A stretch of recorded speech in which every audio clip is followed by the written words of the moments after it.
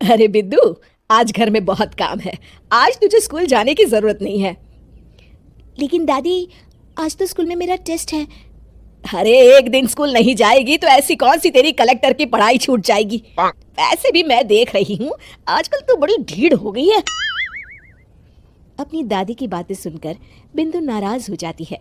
तभी उसकी माँ कहती है, अरे बिंदु, इतनी छोटी बात पे मुंह फुलाने की क्या जरूरत है। दादी बिल्कुल सही कह रही हैं।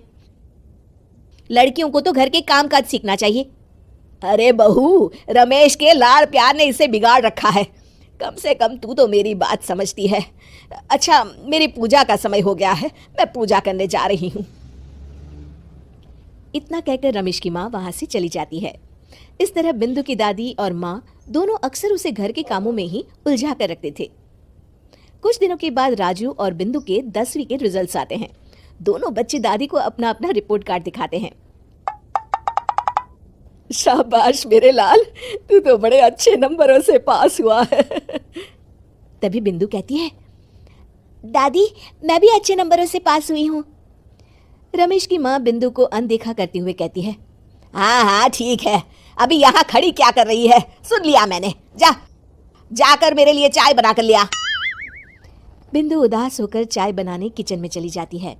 तभी राजू कहता है, दादी मैं क्रिकेट के कोचिंग सेंटर में एडमिशन लेना चाहता हूँ। अरे वाह राजू बेटा, ये तो तूने बड़ी अच्छी बात कही। तू कल ही अपना एडमिशन करा ले, जितनी भी फीस होगी मैं दे दूंगी। अरे एक दिन मेरा पोता विराट कोहली बनेगा।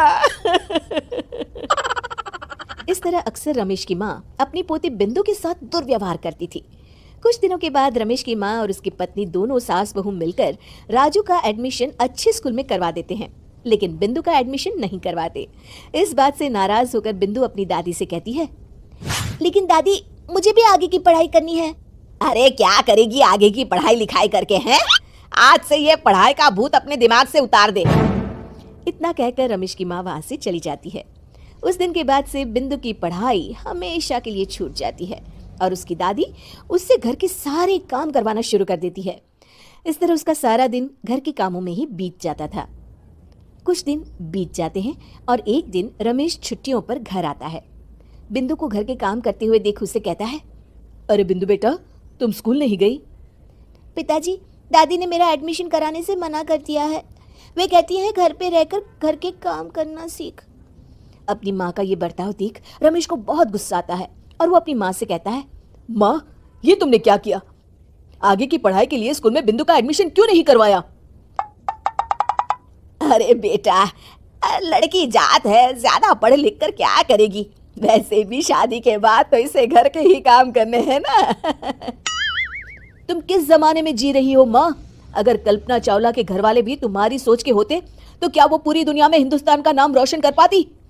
इसका स्कूल छुड़वाकर तुम इसका भविष्य बर्बाद कर रही हो, लेकिन मेरे रहते ऐसा नहीं होगा।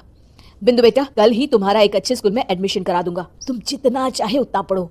मेरे होते हुए तुम्हें किसी बात की चिंता करने की जरूरत नहीं है। अपने पिता से हौसला पाकर बिंदु खुश हो जाती है और कहती है, जी पापा, मैं खूब मन लगाकर पढ़ाई करूंगी और बड़ी होकर डॉक्टर बनूंगी। ये हुई ना बात, शाबाश मेरी बेटी।